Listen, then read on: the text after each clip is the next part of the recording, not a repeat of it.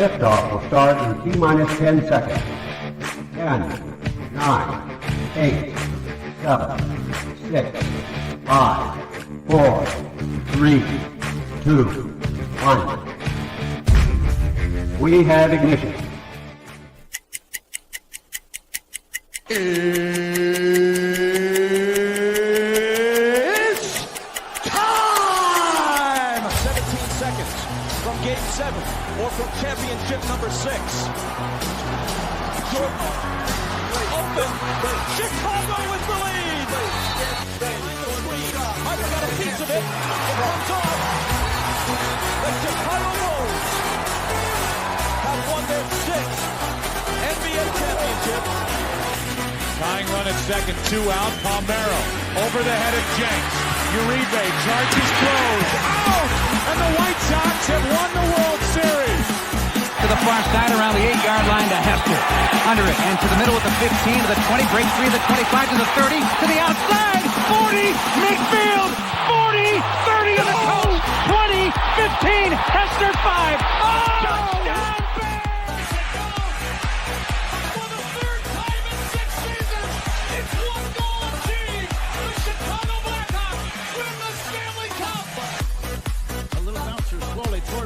He will glove it in front of Rizzo.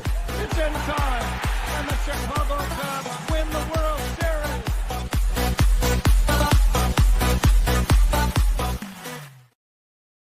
What up, what up, what up? Welcome to Shawn and Maya in the morning on this Hump Day edition. I'm your boy, the SuperBack, Shawn Sierra. Thanks for tuning in. If you're watching us on Facebook Live, well, then I guess you found us on Facebook. And if you're not following us on Facebook, what? Come on, go to Facebook, type in Sports Zone Chicago, click the like button, and now you're following Sports Zone Chicago. Simple. But wait, there's more. Go to the show's page. Go to Shawn and Maya in the morning. Like that page as well. So not only will you be following Sports Zone Chicago, but you'll be following Shawn and Maya in the morning as well. Also, follow me on social media, on Facebook as well, too. All right, I post a lot of cool stuff, interesting things. You'd like that as well. If you're watching this on our YouTube channel, excellent. And if you're not subscribed to our YouTube channel, for real, come on, man. Go to YouTube, type in Sports Zone Chicago, click the subscribe button, but also click the notification button. That's the little bell next to it, and that'll let you know anything Sports Zone Chicago is going live. Get it? Got it? Good. Now, if you're watching this on our mobile app, listen, don't tell me you didn't know we had a mobile app. Come on, baby. Keep up with the programs. You got to keep up with the Joneses and them. Listen, so wherever you get your apps from, go there, whether it's iTunes or Google Play or Amazon or Walmart or Kmart or 7-Eleven, Zayre, Zemsky, Mason, Montgomery Ward, Woolworth, Webolts, Gold Blast. It doesn't matter. It just doesn't matter where you get your apps from. You go there, you type in Sports Zone Chicago, you download it, you take us with you on the go. So not only do you get Shawn and Maya in the morning 3 days a week, not only do you get our other live shows throughout the week, and not only are they archived there like they are on Facebook and YouTube, but I'll tell you what, we give you a slew. And I mean a slew of articles thanks to my man Clarence Council III. Pick up to Clarence for keeping you abreast of all articles Chicago sports related. Now, if you're watching this on a Roku channel, I like that kind of party, baby. And if you don't know, you better ask somebody. Sports Zone Chicago, we have our own Roku channel. So if you have a Roku television in the house, do us a favor. Download Sports Zone Chicago's channel to your television.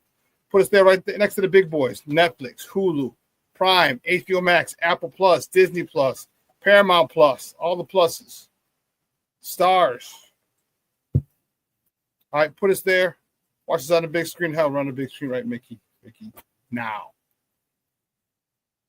You can also tweet the show. You can tweet us at Sports Zone Shy. That's CHI at Sports Zone Shy. Now, if you want to follow me, just me personally online. Want to know what I did? Let me tell you what I did.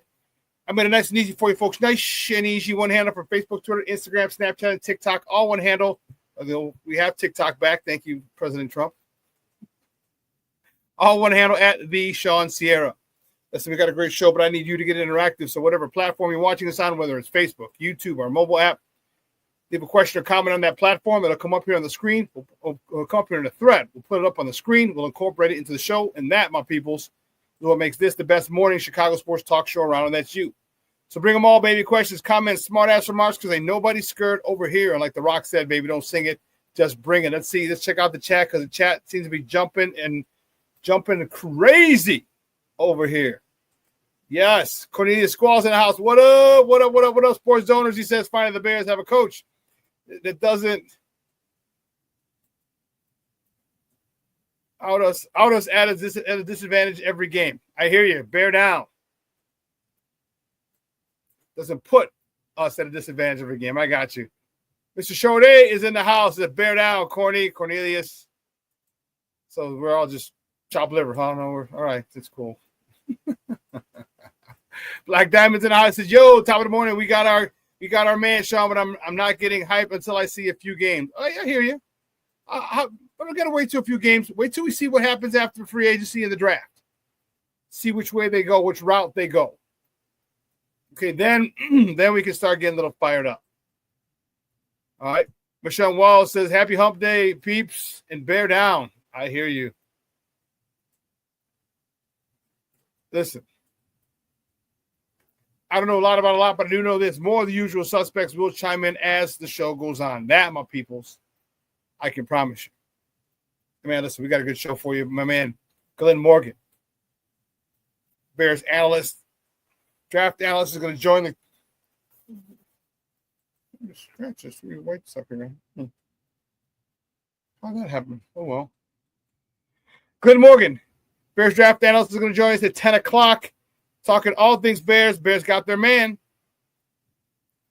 Bears got their man. So we're going to talk that. We're going to talk roster construction. We're going to talk a lot with Glenn at 10 a.m.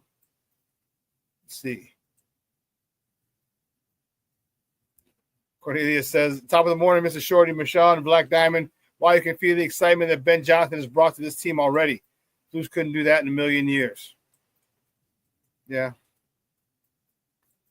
Well, let's not trash him because he's gone. He was who he was. All right, that was his personality. So there's no need to trash him because he's gone. You know, he did a good job for a while, and we thank him for that.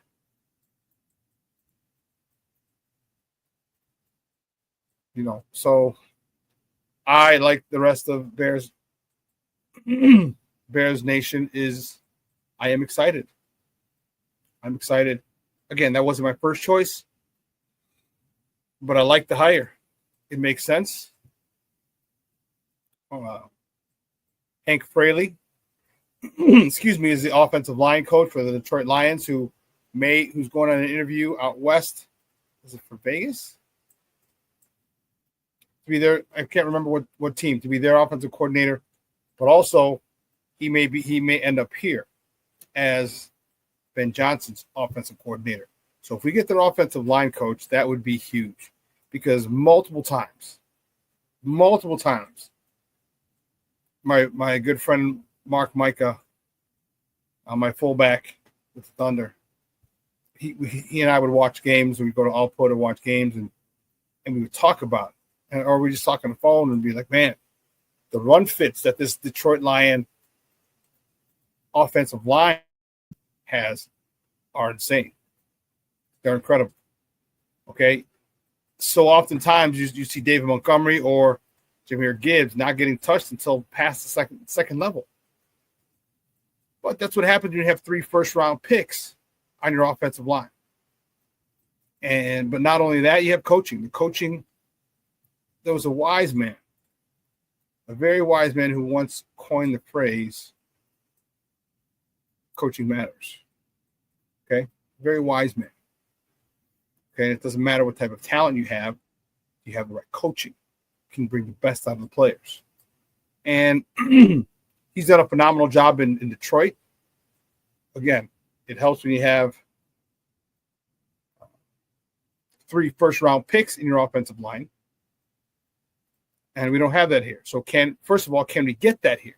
We have 1. Okay. See if we can get another 2. All right, we can go through free agency, and even if they're first-round picks, cool. That's what we need. I'm excited for the possibilities. I'm excited for the energy he brought in Hallis Hall yesterday. My man Plankster checking in, says, good morning, Shawn. Sports Owners, happy Ben Johnson Wednesday. Bear down. That's funny. Ben Johnson Wednesday. Hey, did the city of Lake Forest officially declare yesterday as Ben Johnson Day?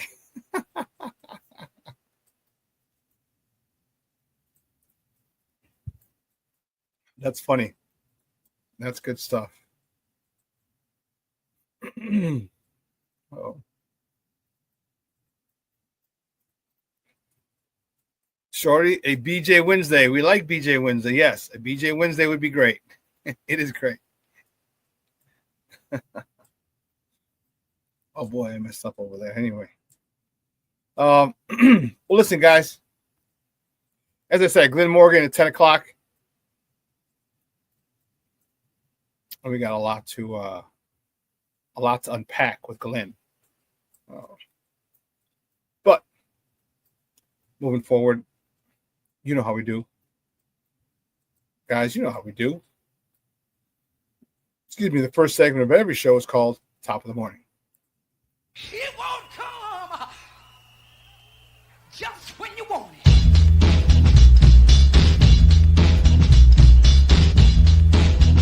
Top of the morning to you. Top of the morning to you. Top of the morning to you. You did what? Black Diamond said I did that last year, Shawn, and it blew up in my face.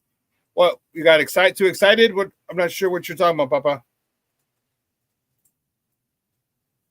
I'm not sure what you're talking about. Let me know what you're talking about. But in the meantime, while I wait, let's get to it. First top of the morning topic on Monday, the national championship game. Woo! That was the game. The national college football national championship game was held in Atlanta on Monday. Ohio State defeated Notre Dame 34-23. Howard was 17 of 21 for 231 yards, 2 touchdowns. It was Ohio State's quarterback. Jeremiah Smith, 5 catches, 88 yards, and a touchdown. Running back Judkins, he had 11 carries, 100 yards, and 2 touchdowns. It was an interesting game. Notre Dame went down on the opening drive, 18 plays, 9 minutes and 45 seconds to punch it in. Reports were that it took so much out of their quarterback. I think he had 8 or 9 carries on that drive, Riley Leonard, that he threw up on the sideline. This is what some of the reports were. Some of the Notre Dame guys. Riley Leonard, the aforementioned Leonard, 22 of 31 for 255 yards, 2 touchdowns. He also had 17 carries for 40 yards and a touchdown. Wide receiver Greathouse, he had 6 catches, 128 yards, and 2 touchdowns. It was a good game. Notre Dame got out front. And I want to say that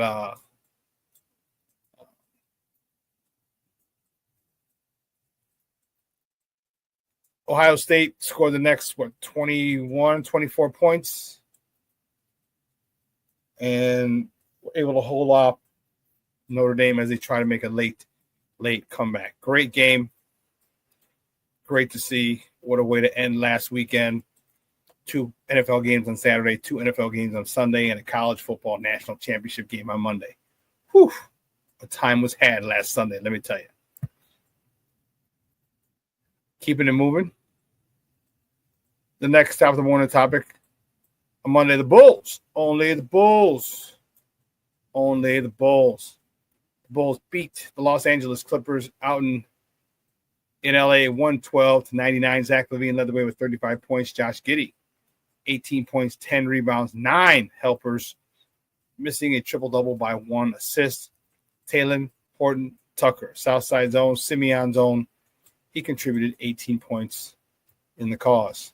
Tomorrow, mañana, the Bulls travel to the Bay. I remember I was told you can't call it San Fran. People will fight you if you're out there, but you got to call it the Bay. The Bulls travel to the Bay to face the Golden State Warriors. Tip-off is at 9 p.m. Central. You can catch that game on Chicago Sports Network, or you can listen to that game on their flagship station, 670 a.m.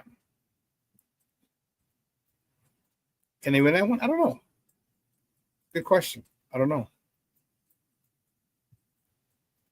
Keeping it moving, the next top of the morning topic, the Blackhawks having a rough one.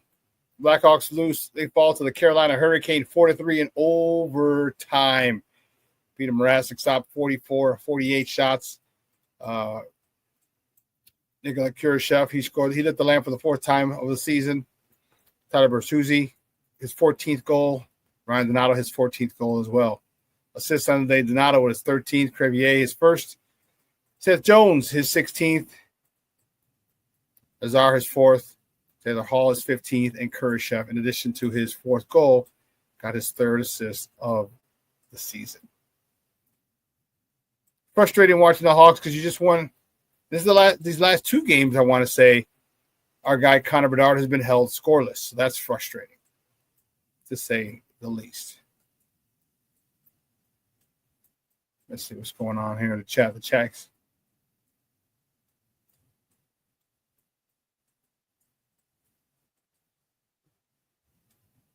Oh, Black Diamond says, yeah, get excited. Okay. I hear you, and it's frustrating because we know what this team has done to us in the past.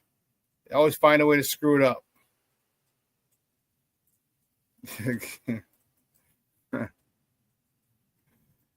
Is it like Diamond says, Cornelius, Shorty, I have PTSD, LBVS, laughing but very serious. Cornelius says, I understand, Black Diamond. I get it. It happens, you know.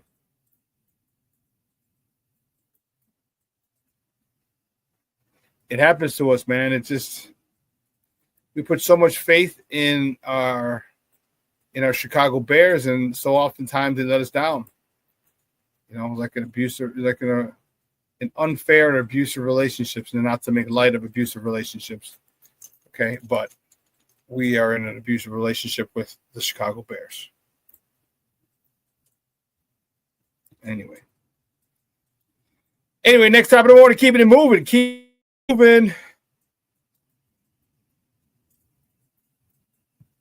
Made it official. It's Facebook official. Bears have signed Ben Johnson to be their new head coach, the 19th coach in the history of the organization. And let me tell you something. Things happened quickly. Terms were undisclosed. Okay, Ben Johnson will meet the media today at 11 a.m. At 11 o'clock, he'll meet the media. So it's going to be a exciting time.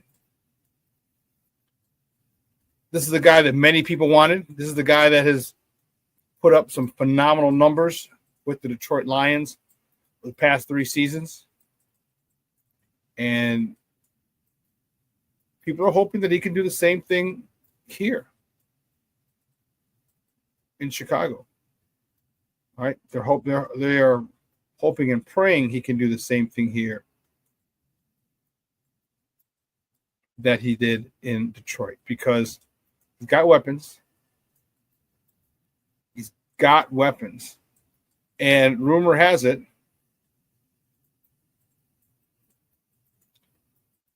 former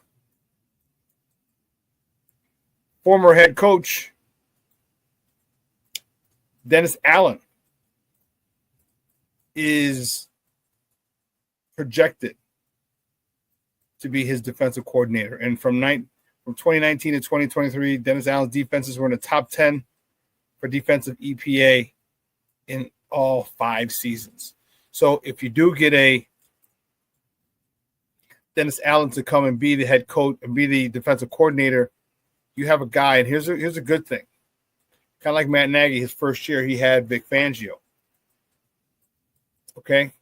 You have a guy here who's a veteran, been a defensive coordinator, also been a head coach before. Okay, but you have a guy that you can say, hey, listen, take care of that side of the ball while I kind of give more of my focus toward the offense and developing Caleb. Okay, and also let's not forget the offensive line, Hank Fraley. All right. Could be come here as the offensive coordinator. He'd have to move up. he wouldn't be calling plays, but just it would be a pay increase just because of the fact that you go from O-line coach, offensive coordinator. So my biggest thing is I want him here working with these offensive linemen. I do. I just think that I like the way that Detroit offensive lineman gets in their fits. And if we can get our offensive line to run block like that. And I also think we need another running back. I think we need another running back. I wouldn't take it in the first round. I mean, Ashton Janty, no. But I think we need a bigger running back, stronger running back, and a guy who does have some speed.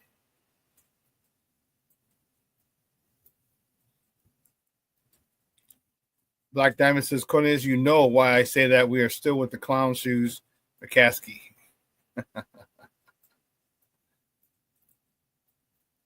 Oh, you didn't hear about Hank Fraley possibly coming over, Shorty? Yeah, that would be great because I love, me, offensive lines. My whole career, I've been fortunate to play behind good offensive lines.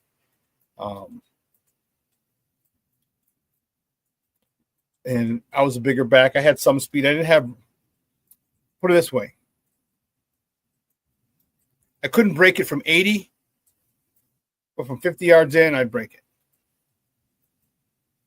50 yards in, very rarely would you catch me, unless you're the free safety, who's 20 yards downfield and had a head start. But usually I never got caught from behind, especially from 50 yards in. No. So you need a bigger back.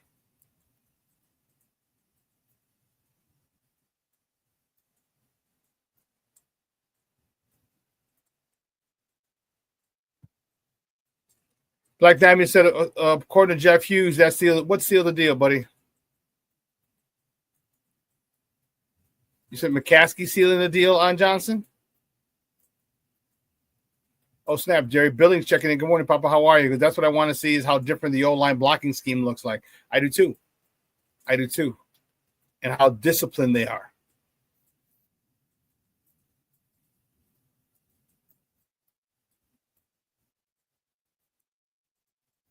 Oh, Shorty says, no, I heard that, Shawn, about the O-line coaches. I didn't hear that George told Ben he and Kevin would stay out of football stuff. I did not hear. That I did not hear. Here's the one thing about it.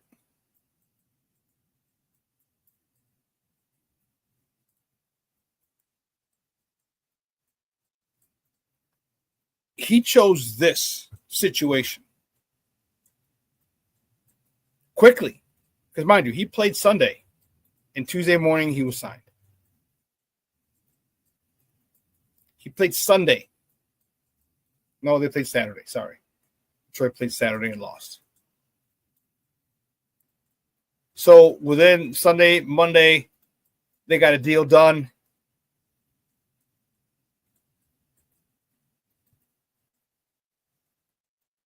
Black Diamond says, yeah, he allegedly gave his word. Oh, okay. Okay. And that would be great. If he did give his word, if he does stay the hell out of football business, please do. Just sit back, be a fan, collect your millions, your hundreds of millions of dollars that you get. It's $400 million at the end of the last couple of seasons. It's been $400 million that every team got except the Packers. Okay, so get your $400 million and just chill. Just shut up. Know your role, jabroni, and shut your mouth. And it shows that he really wanted to work with Caleb. Okay, it shows he really wanted to work with Caleb. Okay, you have a young, budding superstar in Caleb Williams. You have a quarterback, a highly touted quarterback who did not receive the proper coaching. And after seeing him 2 times, he was impressed. Thought the situation was best. I mean, think about it. We talked about Caleb stepping into a good situation. Look at the situation that Ben Johnson is stepping into. All right, a top 5 defense when playing well. So if he brings in Dennis Allen in, Okay, now you're going to get a veteran defensive coordinator who's probably going to get the best out of this defense. So this defense should go back to being one of the better defenses, at least the top 10 defense, maybe top 5, but at least top 10. Okay? And then now you're working with a young quarterback on a rookie deal. And one of the things that he probably, he talked with Poles, obviously, but say, hey, let's draft an offensive lineman. Let's get an offensive lineman in free agency. Let's get a guard in free agency. Let's draft a tackle. Let's draft a center in the 3rd round. Okay, you could upgrade this offensive line in the offseason, the one offseason.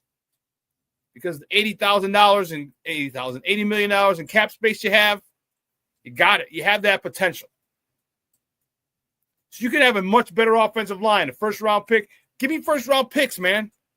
I want a minimum of 3 first-round picks in our offensive line. Minimum. All right? Now, if we got a second rounder as a center, cool. Because you know what? Most likely, you're never going to draft a center in the first round. Most likely. So if we get four first rounders, it doesn't have to be this year. We can get another one next year. Or if we sign 2 guards, and draft a left tackle in the first round, there are 4 first-round picks and get a center. I'm more than okay with that. More than okay with that.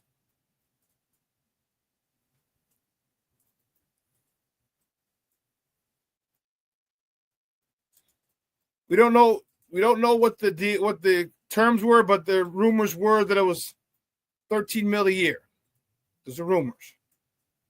Rumors are that it's 6 years for $13 million. Or 5 years for $13 million. But the rumors were $13 million a year is what the rumors are. It's unconfirmed. Okay. If it's 6, it's 15. It's 6 for 15. 6 for 90. Okay. The Bears are acting like the 3rd largest market in the country. That's what they're doing. This is an un-Chicago Bears-like move that Bear Nation is extremely, extremely excited about. Unbelievable that the Bears did this. And the quickness with which it happened. Like I said, he just played Saturday.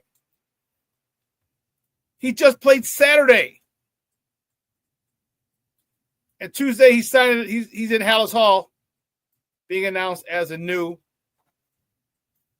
head coach for the Chicago Bears. Come on, man. That's insane. That is insane. So that means there was a lot. And again, he's going to be introduced to the media today. And my thing was, man, well, obviously there had to have been, because he was not in Hallis Hall. He did not meet. Yesterday was the first time he was in Hallis Hall. He did not have an in-person interview. So all this was done, bam. Over the phone, through his agent, virtually. All this was done. So apparently this guy was at Ford Field, outside the locker room.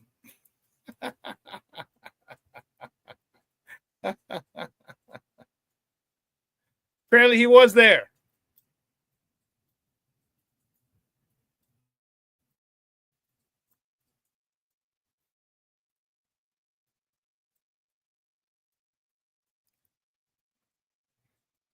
Yeah, it shows that he really did want this job.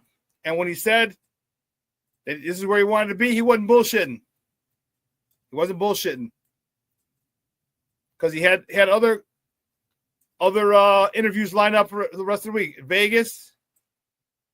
You know, who was the other team? I don't remember. I know Vegas was one because his boy might have got the general manager gig up in Vegas. He kind of rumors had it he wanted his own general manager. But apparently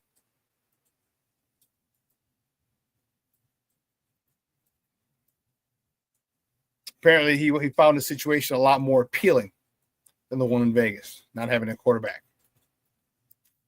Yeah. Listen, here's what we're going to do. We're going to take a quick break. All right, on the other side of the break, we're going to continue with top of the morning topics. All right, I got to get the wording off to CrossFit. Have some more Bears talk, some more Natty talk, National Championship game talk. So don't go anywhere, folks. Keep it locked right here. Shawn and Maya in the morning on Sports Zone Chicago.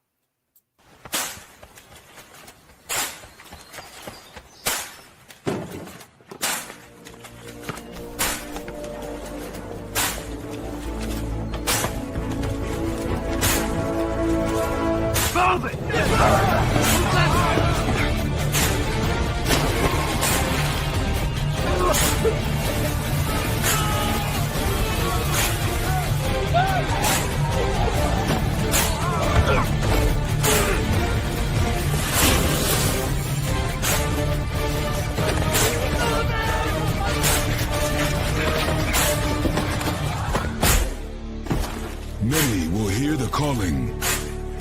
Few will earn the title. United States Marine. The few, the proud, the Marines. Hey, it's your boy, the Superback, Shawn Sierra, and be sure to follow Sports Zone Chicago on all social media platforms, on Facebook, Instagram, and our Roku channel. You can find us at Sports Zone Chicago, and on Twitter, we are at Sports Zone Shy. Also, be sure to download our mobile app so you can take Sports Zone Chicago with you on the go.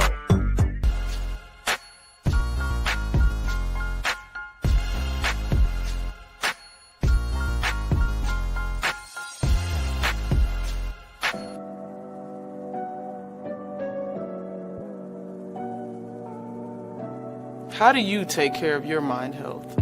For my mental health, I meditate in the mornings. I have my dogs.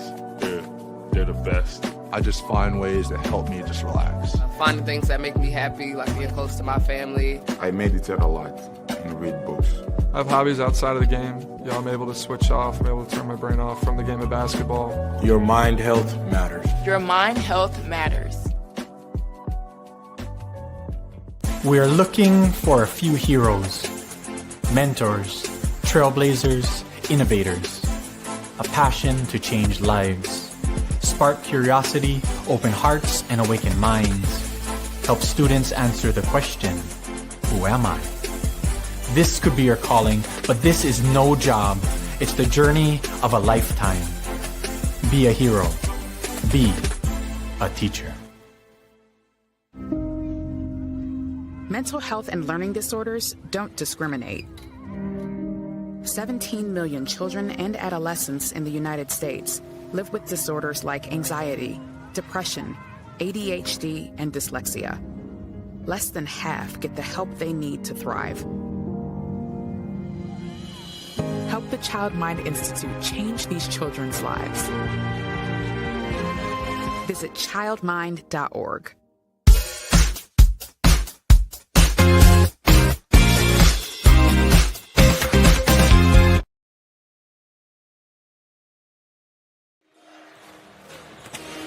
Giddy, tough drive, twists that pass out to Vucevic, who spins away from Dunn and floats it. He's an elite scorer in this league. I'm really surprised teams don't respect him to the point where you see him, especially with there is. He can still do that! Oh, come fly with me, Zach. Get it into Vucevic with Harden on him defensively. Bamba's on the opposite block. Here's Giddy, spinning, shooting over the smaller Powell, and it's Batum with a rebound. Yeah, he missed him wide open on the break. Porter blocked by Smith. Here's Harden, and ball is back in to guard James Harden from getting on a heater, and he knocked that ball away. Good play by Lonzo Ball, 2-on-1. Giddy to Hart Tucker, what a break! One brother to another. Horton Tucker dumps it off, drop pass for Vucevic. Welcome back to Shawn and Maya in the morning on Sports Zone Chicago. Those clips courtesy of CHSN, Chicago Sports Network.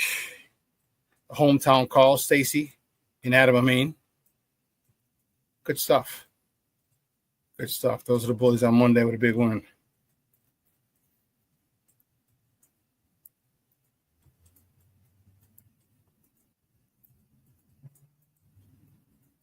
Let's not get it twisted. Don't get it. Ben Johnson choosing the Bears proves drafted Caleb number 1 was not a mistake. No, it doesn't mean that. No, it doesn't. All right, because their head coach was very adamant about our former quarterback being out of the league, so we didn't have to face him anymore. Okay.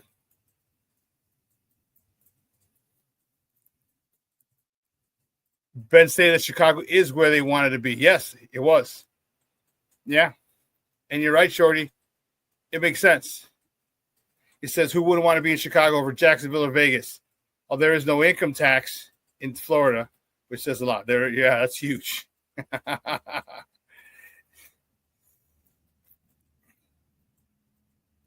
Yeah, it was. There was a post going around on social media where a gentleman has some young football players. I forgot what camp it was. He talked about. He goes, people don't understand. They see the number,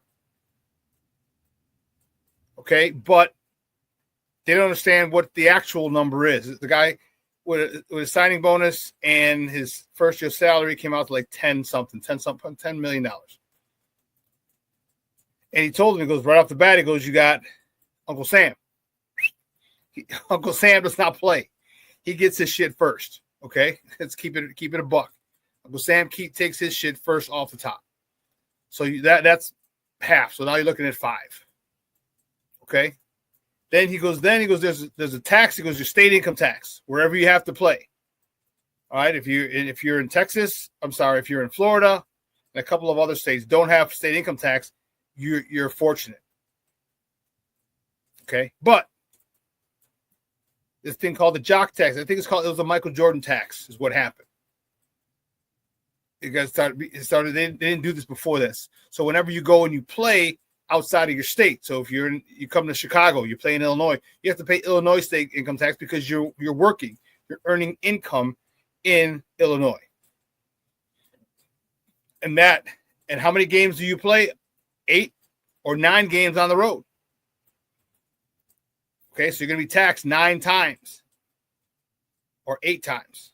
Okay. Then you have your union fees, your agent fees. He says, so all of a sudden that $10 million, down to 5, might be down to 3. Okay. Then you got to buy a house. You're going to buy mama a house. He said, now it might be down to 2. He goes, so out of that $10 million you signed, you might clear $2 million.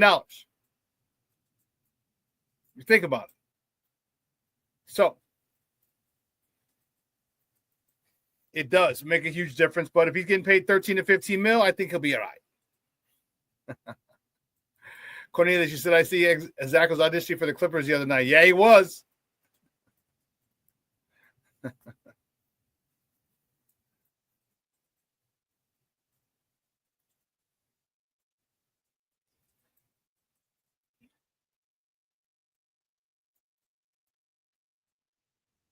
Let's see, you guys. I agree. Cornelius, this is right. 2 things can be right at the same time. 2 things can be right at the same time. Jalen Daniels can be better than Caleb right now. And Caleb could end up having a better career. 2 things can be right. Okay? Again, it's not. Imagine, here's the thing. You have to remember it's the whole situation. Look at Justin. Look at Mitch. Okay? They didn't come into situations like this. They didn't get the hottest offensive mind guiding their careers at the beginning. They didn't get that. Caleb's fortunate. Caleb is very fortunate. And I hope he takes advantage of it. Okay? It seems like a match made in heaven. He talked about everything when he was on the same Brown Brothers podcast. Seemed like he wanted Ben Johnson, but and then they asked Ben Johnson about him, and Ben kind of couldn't really go into it because he was still employed by the Detroit Lions. So I get it. So now we'll be able to see.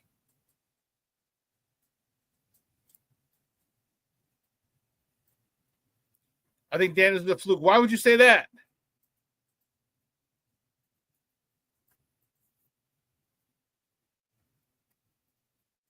This reminds me when the A-Train won the Rookie of the Year, then Tomlinson became a Hall of Fame running back. It can happen, okay? Just because you're Rookie of the Year, Blake, you're a fool. You're a fool. Shorty, you misspelled Super Bowls with an S. We want multiple. But you have to get everything aligned, and that's what the Bears did. All right, you got the guy to guide and develop your quarterback. That's the biggest issue. That was the biggest issue for the last even since Cutler was here.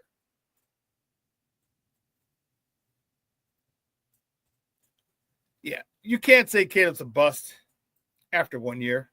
Like you can't say anyone else is a superstar Hall of Famer after 1 year. Okay? You can't.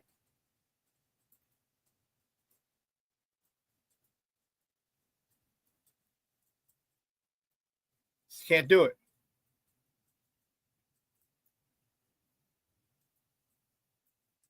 Oh. People say that are just that a lot of times they're just trying for clicks. All right, they're going for clicks. They just it doesn't matter. All right, you got to see it play out. You have to see it play out.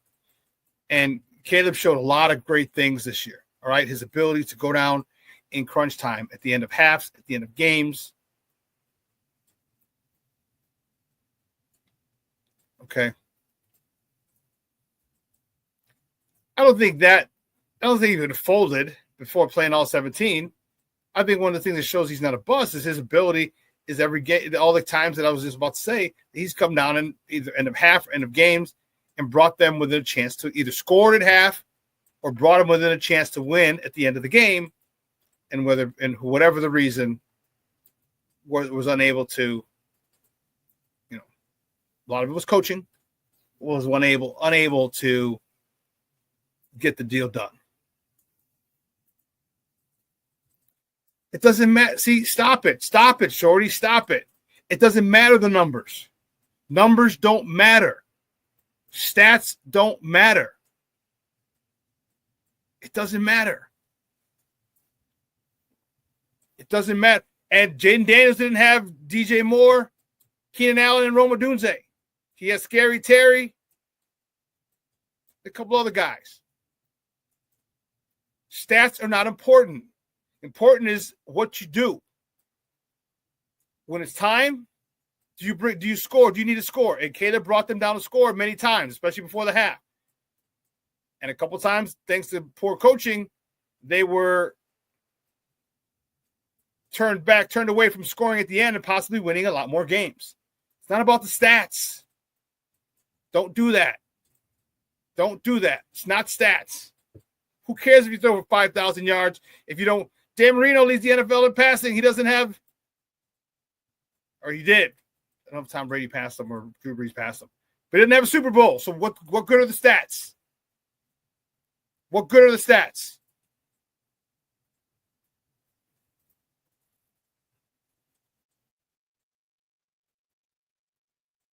Shorty says, I only say that because if the Bears would have won the division, he would have won Rookie of the Year. Now, I hear you. But it wouldn't have mattered his stats. If the Bears won the division, it wouldn't matter what his stats were. Because there were so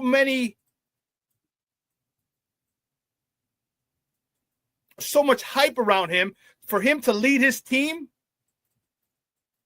to the division with Detroit, Green Bay, and Minnesota in it. If he would have won it, if he would have of course he would have been Rookie of the Year. And it wouldn't have mattered if he threw for 300 yards or 175. They were talking about his efficiency. Cornelius says, Plank, I agree 110%. It was really impressed. I was really impressed by Caleb's talent, toughness, and competitiveness. You can win with that. That's what you need. You need a guy who knows how to win. The guy who refuses to lose. Doesn't matter if he has 120 yards going into the fourth quarter, or 60 yards going. It doesn't matter. What matters is when it's the game's on the line. First of all, keeping your team close, but when the game's on the line, that you deliver. That's what matters. Not the stats. Were you able to get it done or not? Hold on, we got to take a quick break. I got to take a quick break. We were right back. Hey, it's your boy, the SuperBack, Shawn Sierra, and be sure to follow Sports Zone Chicago on all social media platforms, on Facebook, Instagram, and our Roku channel. You can find us at Sports Zone Chicago, and on Twitter, we are at Sports Zone Shy. Also, be sure to download our mobile app so you can take Sports Zone Chicago with you on the go. Time out. How are you feeling right now? Happy? Excited? Angry? Overwhelmed? One of the best things you can do for your mind health is to name what you're feeling. It can sharpen your awareness and help you talk about your feelings with someone you trust. Here are 3 questions to ask yourself. Where are your thoughts right now? In the past, the present, the future? Do you notice any sensations in your body? Is your heart beating fast? Is there a flutter in your stomach? Or are you fully relaxed? What do you need right now? Time with others? Time to yourself? Remember, there's power in this awareness. So find ways to identify what you're feeling today.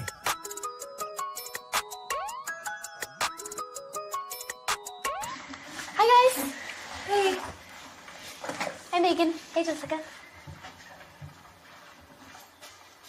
Megan, you're a tramp. Brian Fitch told me you guys made out. Everybody knows. He said your breath smells like garbage. And he almost puked. He says you're the most desperate girl he knows, besides your mom. 2nd down and 6. Williams play fake. Now throws wide open. It's DJ Moore. The former Carolina Panther is in for a Bears touchdown. 34 yards. Williams to Moore. Finally connected last week against the Rams, and this is the matchup that everyone was looking for. J.C. Horn going against DJ Moore. He thought that he was going to pass off this receiver to somebody else. Instead, everybody's... Welcome back to Shawn and Maya in the morning on Sports Zone Chicago. Those clips courtesy of Fox. So I had to run out.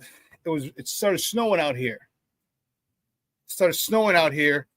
And when the warden was going down to her car, her lift, there's a little too snow, and I'm like, no, I can't. I had to go walk her down the driveway, so I couldn't let her do that until I need for her to fall. I was like, oh my goodness, that's why I had to take a quick break.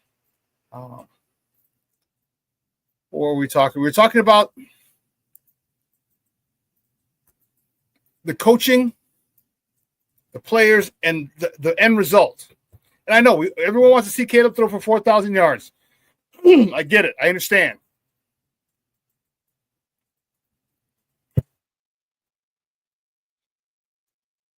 The Chiefs went, 15-2. Okay? Last game didn't really count, but whatever. How many times did Patrick Mahomes throw for under 200 yards? How many times? A lot. All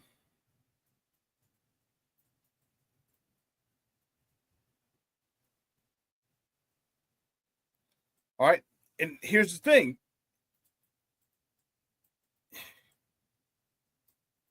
No one said anything. Nobody cared. Why? Because they're winning. Here, this year.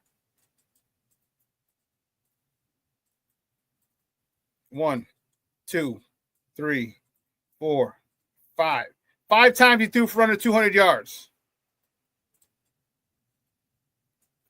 A couple other times it was 210, 209, 217. All right, so just over 200 yards. Nobody cared. Why? Because they're a well-oiled machine. Because Isaiah Pacheco. Because that defense is dominant, getting the ball in short fields. And that's why it's so important when we talk about Dennis Allen possibly coming over as a defensive coordinator, getting this defense back to where it needs to be. Because if this defense gets back to where it needs to be and Caleb is developed by Ben Johnson, holy shit. Holy shit, how good this team can be. Because you're going to draft linemen. You have to. There's no ifs, ands, or buts about it. I say get another running back as well. I think that would be most important, or one of the things. But again, don't get it so we don't need it so high up. All right, we don't, just give me a running back in the 3rd round, 4th round. Hell, you got Chiefs got Pacheco in the 5th to 6th round, 7th round, something like that. You don't running backs are a dime a dozen. Now, great running backs. Okay, that's another story. Saquon Barkley, Derrick Henry. But we don't need a great running back right now. Okay, the fact of the matter is the Chicago Bears did something that is very unlike them. They saw the hottest guy out there, a guy that was wanted and coveted by many teams, and they got their guy. They got their guy. That is un-Chicago Bears-like. And I'm grateful that they did that. Because now you're looking like a franchise. Now you're looking at it like someone who wants to win. That tells you as a Bears fan that this team wants to win. Does it not? Does it not? This is the hottest offensive mind out there. And we want to pair him with our quarterback, the number 1 overall pick from last year, the quarterback. That sounds like a team who's focused on winning, who's determined to win. That's what it sounds like. That hasn't been echoed from the halls of Hallis for a long time. That hasn't been the sentiment coming from Hallis Hall in a long time. You want your guy, you went and got him. And it took you for less than 48 hours. You had a deal done. You didn't even see him in the building. So, yes, he wanted to be here, but also the fact of the matter is you did what you had to do to make sure he came here. That's why if you look at the thumbnail today, Steve did a great job with the thumbnail. It's kind of taking a shot at us, and me too. Remember, 3 blind mice? They got the cheese. Very un-Chicago Bear-like. To see what you want, see the hottest girl in school, go up and get her to go to prom with you. Didn't worry about getting embarrassed. You win. You made the best play possible. And she said yes. I'm as surprised as any Bears fan that, 1, they got him, but 2, they got him so quickly. He didn't even go to Vegas or Jacksonville. He didn't even go.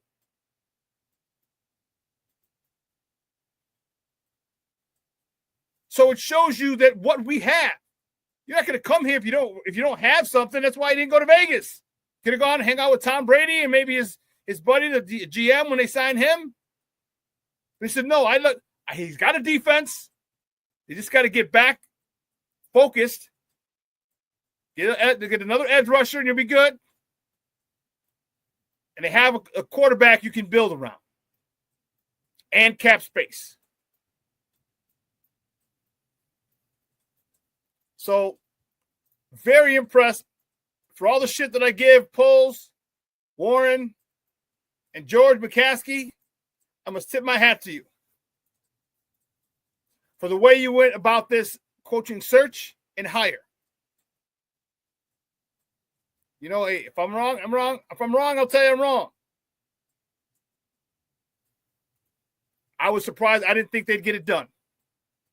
I did not think they'd get it done. And all the reports were like, he's going to Vegas, maybe Jacksonville, but he's going to Vegas. It didn't matter. He's here.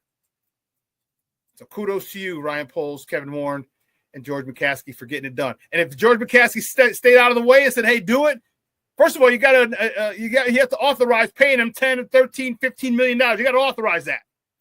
So for that, hats off. Because you understood you got to spend like the big boys. You saw what the hell the Dodgers are doing. Acting like a big grown-ass man franchise. It's about time you start acting like a grown-ass man franchise because we are the charter franchise of the NFL. Got me fired up this morning. Oh, damn. Forgot. I don't want to walk down the driveway with slip and have this fall. My Bears victory chain. Because Bears victory Wednesday. Bears victory Wednesday. We won. I'm fired up. There's a Canuck in the house, baby. What's up? He says, SuperBack coaching fucking matters. It does. You know this. And you know this, man. It does. So I'm excited. Cautiously, but I'm excited. Because we've never had this guy before. We've never had, listen, we got Matt Nagy. We knew he didn't call all the plays. It was still Andy Reid. We got Mark Trestman. He was weird. Mark Trestman was just weird. Looking like Leonard from Big Bang Theory. All right. John Shoup, Adam Gase. Adam Gase was the closest thing. Because Adam Gase came here, helped Jay do crazy things. Luckily, we didn't have to deal with him as a head coach. He went to Miami and sucked. But, you know, that's neither here nor there. To borrow the words from Kevin Lauder. The Canuck is in the house, baby. So listen, let's take a quick break. So on the other side of the break, we're going to welcome my guy, Glynn Morgan. We're going to talk about this hire. We're going to talk about what they need. Okay, DJ Breeze checking in at the right time, baby. That's what I'm talking about. I told you, usual suspects are going to check in. They know 10 o'clock is time, baby. It's time at 10. DJ Breeze, thanks for checking in, Papa. I appreciate it. Because the Canuck bright and early. You know it, baby. I love it. I love it. So don't go anywhere, folks. Keep it locked right here on the other side of the break. Other side of the break, not the Blake. The break. Glynn Morgan, Bears draft analyst. On the other side, keep it locked right here. Shawn and Maya in the morning on Sports Zone Chicago. Hey, it's your boy, the SuperBack, Shawn Sierra, and be sure to follow Sports Zone Chicago on all social media platforms, on Facebook, Instagram, and our Roku channel. You can find us at Sports Zone Chicago, and on Twitter, we are at Sports Zone Shy. Also, be sure to download our mobile app so you can take Sports Zone Chicago with you on the go. Time out. How are you feeling right now? Happy? Excited? Angry? Overwhelmed? One of the best things you can do for your mind health is to name what you're feeling. It can sharpen your awareness and help you talk about your feelings with someone you trust. Here are 3 questions to ask yourself. Where are your thoughts right now? In the past, the present, the future? Do you notice any sensations in your body? Is your heart beating fast? Is there a flutter in your stomach? Or are you fully relaxed? What do you need right now? Time with others? Time to yourself? Remember, there's power in this awareness. So find ways to identify what you're feeling today.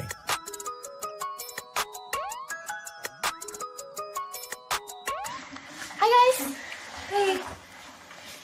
Hi, Megan. Hey, Jessica. Megan, you're a tramp. Brian Fitch told me you guys made out. Everybody knows. He said your breath smells like garbage. And he almost puked. He says you're the most desperate girl he knows, besides your mom. How many boyfriends does she have anyway? Lots? Your makeup makes you look like a clown.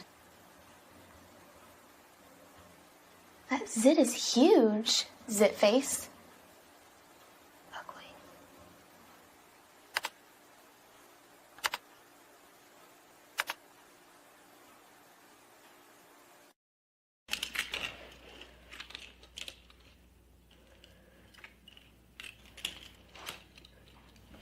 Hey, bud, what you doing? I'm playing with cars.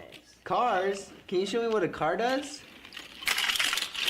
Whoa, whoa, whoa, whoa, whoa. Hold on a second. First of all, this is a school zone. So you need to put down your cell phone, stop texting, and let's get to driving. Now you're coming up to a stop sign, right? You need to slow down and stop before you hit that Y line. I want you to look left, right, left. You don't want to get hit by a car going on your left, and to your right to make sure you don't get sideswiped by a guy coming from your right. You're coming, and you see a crosswalk. You better slow your horses down, because the #1 rule of driving is always yield to pedestrians. Now stop, pull over, and you are done driving. Gosh, what do they teach you kids in school nowadays?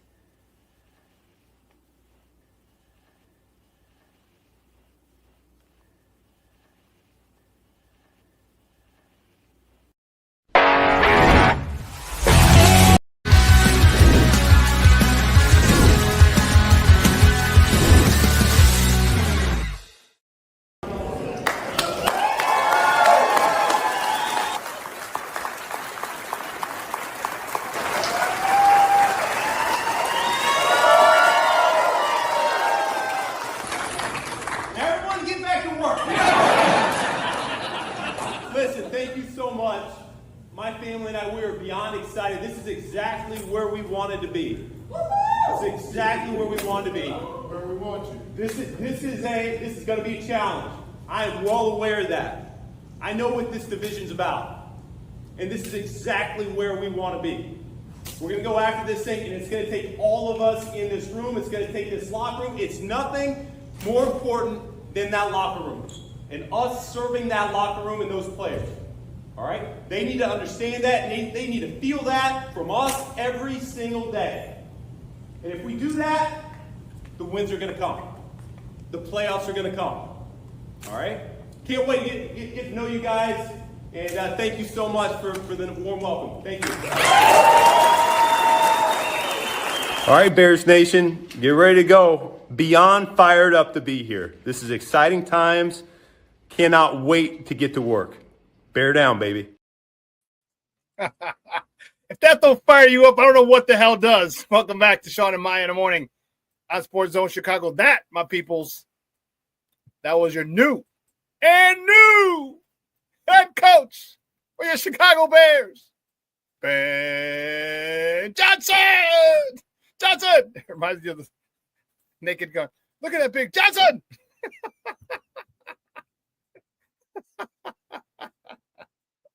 But hey, he's charismatic. You saw him crack a joke. Hey, get back to work. He seems like he has a great personality. See how it plays out. All right, this is the guy that most people wanted. Again, he wasn't my first choice, but hey, I said I wouldn't be upset if we got him. I wouldn't be upset if we got him. And here's why I'm liking him more and more.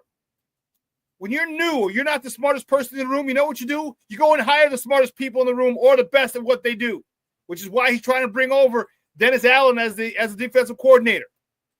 So that side of the ball is taken care of for him. And he can focus more on the development of Caleb. But enough of me, enough of my mouth. Shut your mouth. My first guest, good friend of the program. He's been rocking with us for a couple years. Good friend of the program. Chicago Bears Draft Analyst. You can find him on Twitter at True Glynn Morgan. Guys, just welcome back to Shawn and Maya. Glynn Morgan. Glynn, what's up, Papa? How are you? Are you on mute? Hey, how's it going, brother? Can you hear me okay? Got me? No, we still can't hear you. Oh, no. Oh, what is going on, man? I don't. Oh, goodness.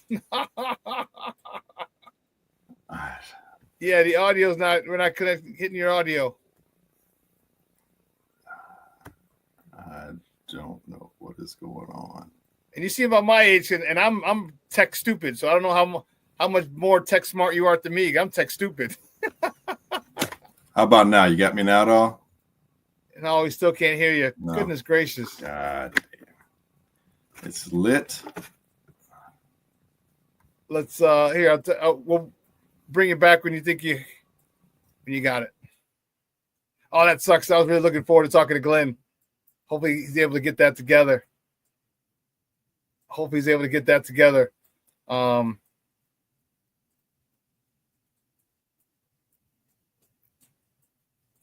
Yeah, listen. Mr. Shorty, that dude's excited. He should be. He's got a big task ahead of him. But, man, he's got a lot of help along the way. All right? Rashawn says PJ is fired up. Cornelia says, that's a hell of a first impression. Got to love it. Play. Get back to work, everyone. That was awesome. That's how that's a person you know is very personable. All right. And you can tell the aura he gives off is he's a great guy. Foul mouth Chris, what's up, baby? Hey, I'll tell you what, you're right, Shorty. He looks happy. And when he said this is where we want to be, he wasn't kidding. And his actions showed that. So I'm starting to like him more and more as this is progressing. If you only had known this for 24 hours, I'm liking this guy more and more and more.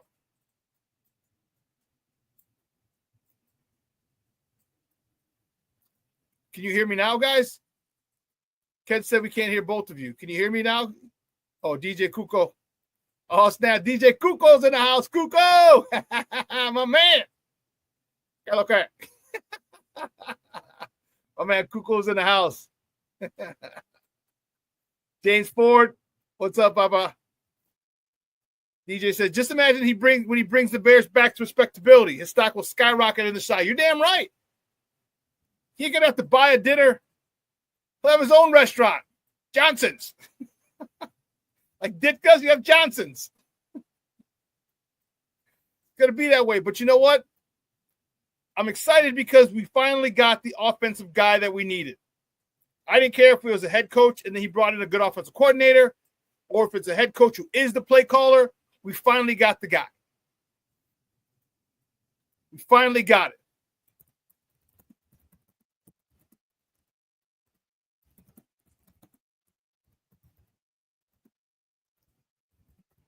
And that's the thing.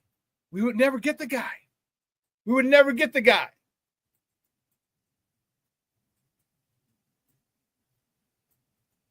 This is the first for me.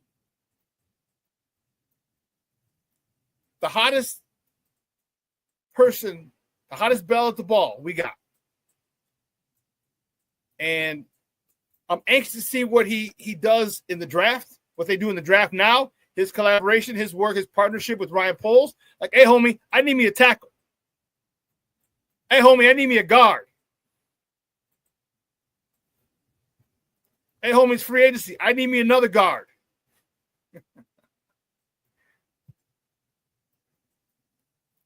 Black Diamond says, imagine he brings a Lombardi trophy here. He'll be bigger than Capone. I don't know about bigger than Capone, but he'll be pretty damn big.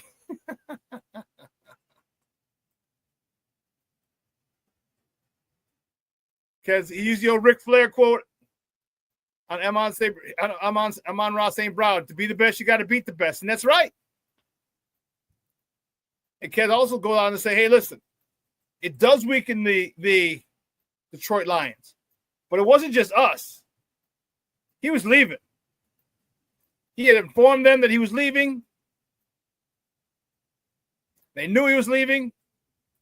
And he said, let's steal. And Ked says, let's steal their O-line coach, Hank Fraley. Well, that's the rumor. That's the rumor that he's coming here to be the offensive coordinator. Obviously not going to call plays, but I want that guy here. When you see a team with a good running game, I shouldn't say great. A great running game, I want that offensive line coach. And that's why you need to go get some first-round picks.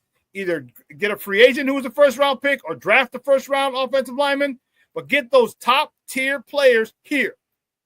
So we can have a great offensive line coach him.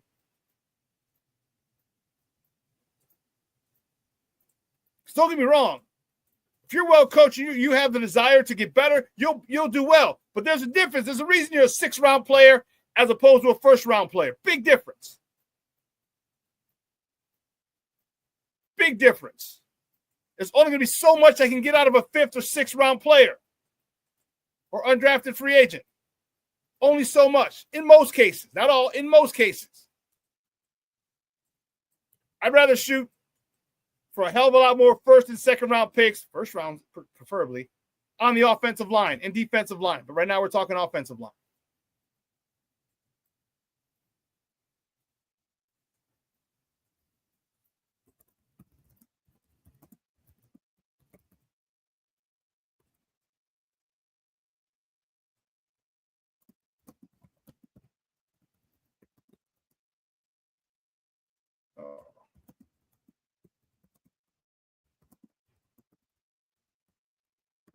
Sorry about that.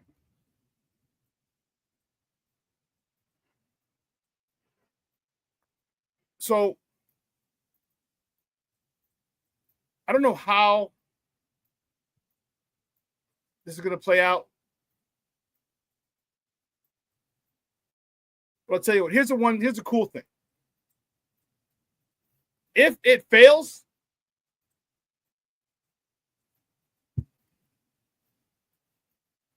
we as Bear fans can say we did it the right way. We saw what we wanted, we went after him, and we got him. Let's see if we're gonna try Glynn, see if we got his audio together. 1 2 1 2. No, damn it. Goodness gracious, great balls of fire. I'm gonna go out and come back in. All right. He's gonna come back, log out and log back in. King Booker World, what's up, baby?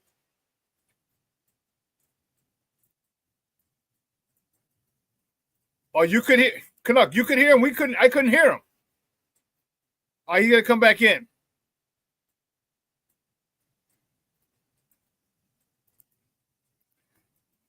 Cornelius just, I think the Bears will be reaching in the draft if they draft one of those tackles in the first round. Well, I really haven't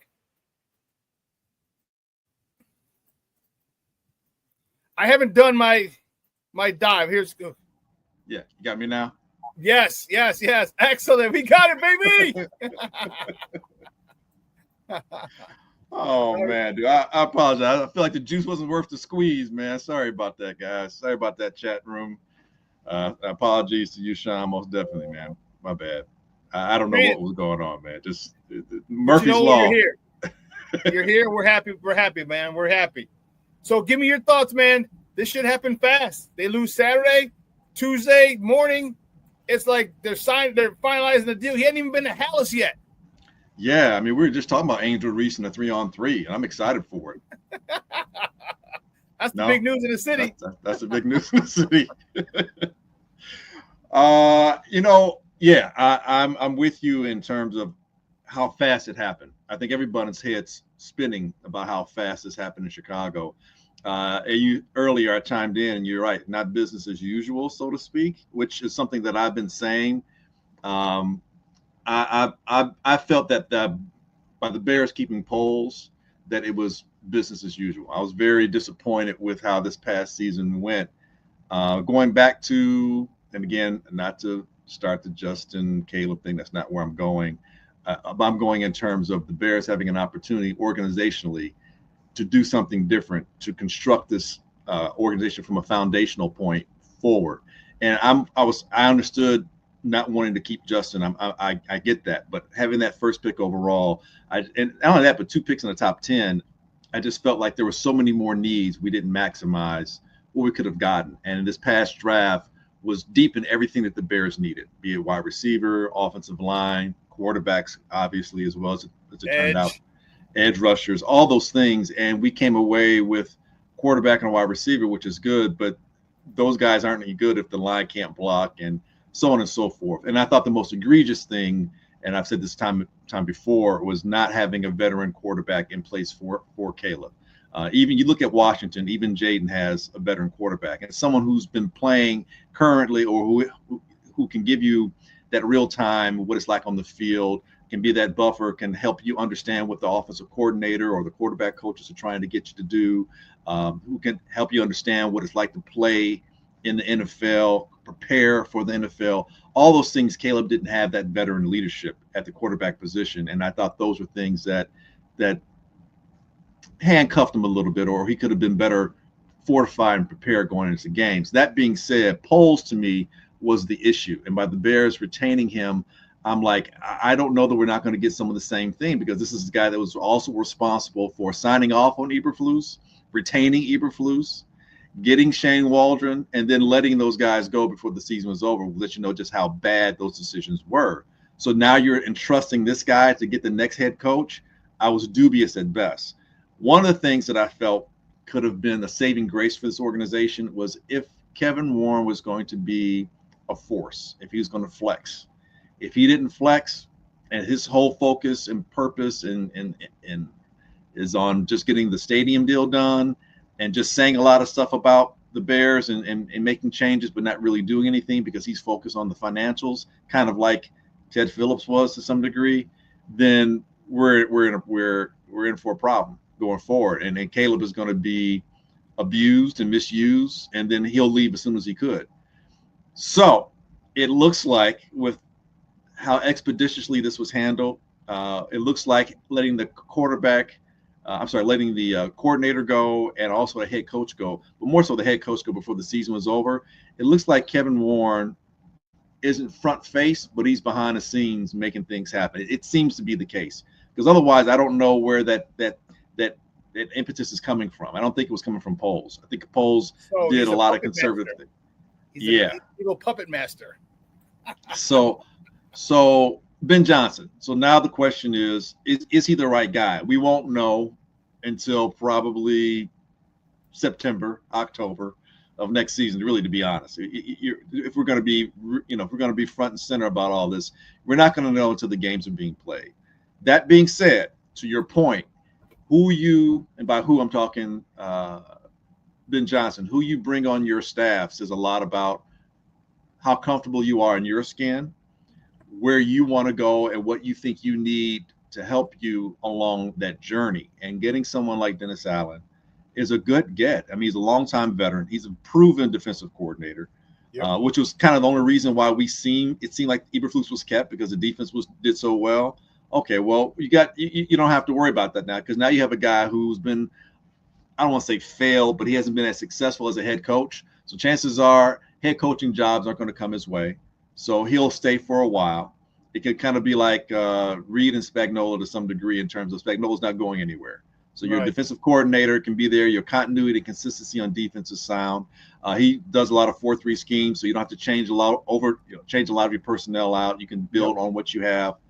And you have someone who's had head coaching experience. So that Ben Johnson, although he's a first-time hire, he has a coach on his staff, a coordinator who has been a head coach. So you can glean some information from his successes and his not so successful ventures as a head coach. So that's a good thing. Now, I think Hank Fraley is supposed to be the offensive coordinator, de facto offensive coordinator, but he's an offensive line coach. That's kind of his forte. God knows we need help there. So that's a good sign. On top of all that, Aaron Glenn leaving and possibly going to the Jets is what it looks like. And we've weakened a divisional opponent from the inside out by taking some of the better offense or some of the better coaching personnel. So this is a win in a lot of ways going into next season, something to build off of. Now, as far as personality-wise, he seems like he has good energy. He seems like he's enthusiastic. You've got the enthusiasm and the youthfulness of that behind it. The energy that his age provides, as well as the enthusiasm. Here's the thing too, and I'm being a little coy when I say his youthful exuberance, but looking back at his history, he's not someone who just came out of nowhere. He's been building. He's with the Miami Dolphins for a long time. Under Gase, he hasn't been under some of the better coaches. I mean, Dan Campbell's probably the most successful coach he's been under, but he's put the time in. You've seen where he has been, wide receivers coach. He's been tight ends coach. Even with the Lions, he didn't come in as the OC. He worked his way up to that.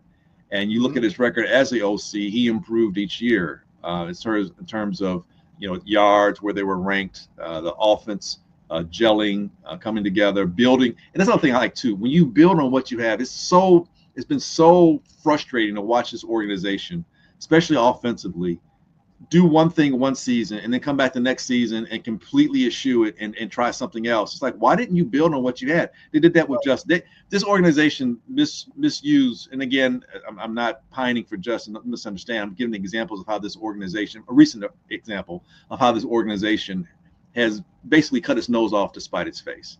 With who is it? Getsy, you have a situation where his first year as OC, they more or less say, hey, we're going to run the ball, we'll play action, run the ball, we'll do short passes, we'll run the ball, blah, blah, blah. And you saw where Justin was able to do things to leverage against the defense where he was a problem. Like, okay, we have a running game, we can build on that. We saw the team make adjustments in the second half to where they were competitive in games that they probably shouldn't have even been in. You come back the next year and you don't do any of that. you know, and so Not you stay in spend the pocket, don't run. but you spent half a season spinning your wheels trying to do something different because you thought you were further along than where you were. And we come back this season and you bring in Shane Waldron, but in terms of personnel, you don't build on that. You know, you thought you had a better running game than what you did. And so you're trying to make pass plays where your blockers need to block longer. Again, cutting your nose off to spite your face. It looks as with Johnson, what they did in Detroit. Now, I hope it's not just something that was a Campbell thing, but something that was a part of what Johnson thinks part of his process. Build on the successes you had the year before. Build off the running game. Continue with the running game. You saw Gibbs. Gibbs, you know, his rookie year, they gave him what he could handle this year. He was able to handle a little bit more. You've seen what Laporta able to build. You've seen these guys build and become better the year after year. And that's something that we haven't seen here. So hopefully Johnson can bring that kind of consistency, and by him staying here, the continuity that this organization has been missing for quite some time. Ever. I got Canuck as the Canucks today. So did you want Ryan Poles gone? Did you want Yes, him to move on? I did. I was ready to move on from Poles because I felt there were a lot of things. I felt his hubris got in the way of a lot of things this past season. Believing you had a better offensive line, for whatever reason, you know, the need to have to go after some of these journeyman offensive linemen and sacrificing draft picks made no sense to me. Keenan Allen, I get getting him if you're a player or two away. If we were 10-7 and we were building on something from the previous season, I understand maybe getting Keenan Allen. It didn't make any sense this year because you gave up a 4th-round pick for a guy who's not going to be here. Right. I mean, he's a West Coast guy. He played at Cal. He played for the Chargers his whole career. You think he likes being in Chicago and it's losing at this tail end of his career? No, he wants to win something. So he's going to go. He might wind up in Washington next year. You know, who knows? But it didn't make sense because you weren't that close. And then you draft the punter, again, a luxury pick. Not about his talent. He's a hell of a punter. It's a good get in terms of talent, but it didn't make any sense in terms of where the things that we needed. And the most egregious thing, and I've said this time and time again, was you bring in Caleb. Okay, I get that, but you don't provide him with a veteran quarterback to help him. So you putting it all on his shoulders. That's almost malfeasance, really. I mean, that's like neglecting your child. You know, it's like child neglect. It really is.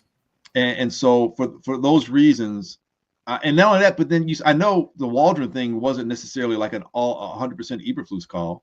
So you brought in a guy who couldn't last a year. Basically, what Waldron did as far as his offense didn't really fit Caleb. You know, it just didn't. And you let Kingsbury, who has whose offense and who's been around Caleb, you let him out the building. And I don't know what the conversations were, why Kingsbury chose not to, or if you chose not to choose Kingsbury, or if it was mutual. But the fact that you settled on Waldron and then you let him go before half the season just shows how bad your decision making is when it comes to the coaching staff. And then you kept Eberflus. Like, you knew you were getting Caleb, so you didn't have to keep Eberflus. You could have gotten a defensive coordinator to run a 4-3. You could have got Eric Washington. You end up getting him to be the DC anyway, and you know, in name if nothing else. It just, a lot of it was cutting your nose off to spite your face because you thought you were that close that the quarterback, rookie quarterback, who had a history of holding on to the ball long at USC, was going to come in and just light the league on fire. Now, Jayden Daniels, yeah, he's having that kind of season, but look at all the things they did to support that young man. You've got veterans in Eckler. You have a good running back in Robinson. You had a solid line, not a great, but a solid line. But you had an offensive system conducive to his skill set. And Jayden Daniels, there are things he does that helps himself out. He gets rid of the ball a lot more quickly. He is an accurate deep ball passer. And when he runs, he's not dancing in the backfield to try and make a big play. He's getting upfield, and he realizes that every play doesn't hinge upon just the one that he's at. There are things that build on one another and that you can live to fight another day kind of deal. And other things go right, too. Washington's had a lot of health. They haven't had serious health issues. Right. Other things go into their factor being successful. But my point being is that they set things up for Jayden, and they gave him a veteran quarterback. You know, he's got Mariota there, a guy who has a similar skill set, a guy who could tell him what he's seen on the field, a guy who's been in the league for 7+ years. So, yeah, I felt that Poles having having the first pick back-to-back years to be worse than you were last year. No, that was almost a bridge too far for me. Yeah, I agree. And we're in the same boat. Like, I wanted the picks. I just did. I did because you could have built that offensive line, and we wouldn't be in a situation where we're at now. Where I mean, look at what Detroit did. Detroit, they had Stafford, but they built that offensive line. 3 first-rounders. Look at the Eagles. I think the same thing. I think they have 3 first-rounders in that offensive line as well. When you build up when you fortify that offensive line, your quarterback doesn't have to be Superman. Doesn't have to be generational. Your quarterback doesn't have to be the next coming of quarterback. He can be good, and that's it. Doesn't have to be the first pick in the draft. You could have traded down one. I mean, there were a lot of quarterbacks that you can build. All these quarterbacks. I mean, we haven't seen McCarthy play. I mean, we've seen him play because of the injury, but you know he's going to be okay because O'Connell's a really good play caller. Offensive line is solid. Talent around him is solid. Defense is solid. He's going to get opportunities. He'll grow into the role, but he won't be bad, and they'll be a solid team. But yeah, to your point, that offensive line, and it's even more an affront because our GM was a former offensive lineman. And the assistant GM. And your assistant GM. So it's like, how are you missing out on that aspect of it? Like, you come from the press conference, we're going to take the North, we're going to do it the right way, we're going to build. In the first couple of years, it seems like, okay, you're in that vein of doing that. I understand letting Roquan go and, Khalil, all those things. Pace left you in a bad spot. So it's going to be a rebuild. We understood that. It seemed like you were building in that direction. You make the trade down after you get the first pick. You get DJ. I felt you still could have got a little bit more, but hey, you got the first pick overall. You traded it down. You got DJ. You're in position to get another, a top 10 pick. You got an offensive lineman. It seemed like that was your mindset. And then this past season, it's like, all right, we're ready. Here's go. We're champion Super Bowl. It's like, no, dude, you don't go from 7 and 10 and you get a rookie quarterback, and you actually, it's weird because every time I say that, I think about Washington. That Washington completely blows almost everything out the water because it was a whole new organization. But it just seemed like the way they constructed things, it was set to. I don't, by no means. I think if you put everyone their feet to the fire in Washington, none of them expected to be this far. I think they expected to be 7 and 10, 9 and 8 would be great. 10 and 7 would be phenomenal. I don't think they expected to be where they're at right now. So I think even they're shocked by their success. But you look at what Houston did the year before. But Houston, again, but even with Houston, to your point, they were bad for so long that with their first round picks, they were building. They got the defense in order, and they got key people at key spots. And they had Tunsil already. They made a trade from a couple of years ago. They had depth at running back. There were things that they did as well, and good coaches. That's where you have to, you've got to do that right off the bat as well. And that's something that Poles should be responsible for. The offensive line, I blame him for. The coaching hires and the retention of some people, I blame him for, and not providing Caleb with support when that's the person that you were, pining for. And only that, but again, the stuff came out in terms of he didn't interview any of the other quarterbacks. So you don't even know what you might be missing out on because you've already made your mind up, which is something that we saw the previous guy did when he set his mind on Trubisky and he was sold and he didn't interview anybody else. So yeah, man, I'm not happy with Poles, long story short. Yeah, me either. I mean, I'm happy with this move that he made, but leading up to, for me, fundamentally the way you constructed the team, that's my issue. All right, you could take swings and misses, but if you do it the right way and it fails, okay, it happens. I get it. All marriages don't last, but you get married and you have kids, and that's technically the right way to do it. Not the way everything always happen, but if you go, you say, hey, you know what, it didn't work out. I got married, had kids, it didn't work out. Okay, cool. Man, to go about it this way was frustrating, and that's why I didn't want him back either. Just the like you talked about, you're an offensive lineman. How the hell do you not go get stud offensive lineman? I don't know. Call me crazy, and I've been called that and worse. Crazy, so, loco. Yeah, I didn't want him either. Soy loco. They call don't you know I'm loco? So, yeah, I didn't want him either. So, moving forward now, they got 3 picks in the top 41, 42, I want to say. Yeah. And the last 2 are like back or 2 picks apart. They're close, yeah. Yeah. Your thought, what do you want? Give me your first 3 picks. So overall, what do you want from the first 3 picks? And then specifically, what do you want from the first overall pick, our first pick, number 10? You know, it's going to be funny. It's so hard right now because there's going to be a lot of movement. People are going to trade. And so other teams are going to be in spots that they are at right now. But I will say this, position-wise, the first pick has to be an offensive lineman to me. And if it's not one of the better offensive linemen, and if it's not Campbell, that's kind of who I'm looking at, or I want to say young man from Texas, the left tackle from Texas, name just escaped me right now. If it's not one of those 2, then I would trade down, and then whatever I'm able to get, I would still draft offensive linemen. You know, I think the first 2 picks need to be offensive linemen, unless, of course, you can get one of the better 3 technique guys. Now, there's some depth here with interior defensive tackles this year. So I think that one of the 3 picks, I'll put it this way. Your first 3 picks, I think you need to have 2 offensive linemen and a defensive tackle. If you're not going line on both sides of the trenches, then you better get one hell of a playmaker. Now, if Abdul Carter's there and the linemen are gone at 10, I would make an allowance for that. Hell yeah. I would make an allowance for that because I think he has such versatility. He put on a little weight this year so he can play him more on the D line. But I think if he dropped 10 pounds, he can still be fast enough to play on the edge. He's strong enough to play on the edge. But I think you can move him around enough to where he can be Micah Parsons-esque in ways that you can utilize him.